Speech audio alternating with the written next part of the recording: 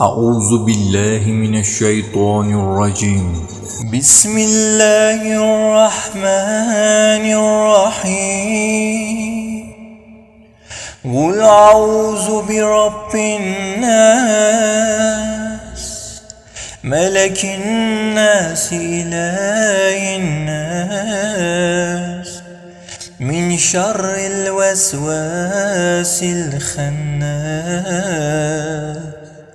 الذي يوسوس في صدور الناس من الجنة والناس.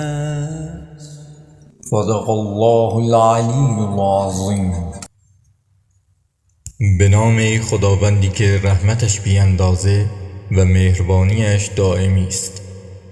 بگو پناه میبرم به پروردگار مردم، پادشاه مردم، معبود مردم، از شر وسوسه‌گر کمین گرفته و پنهان، آنکه همواره در سینه‌های مردم وسوسه ایجاد می‌کند، از جنیان و آدمیان.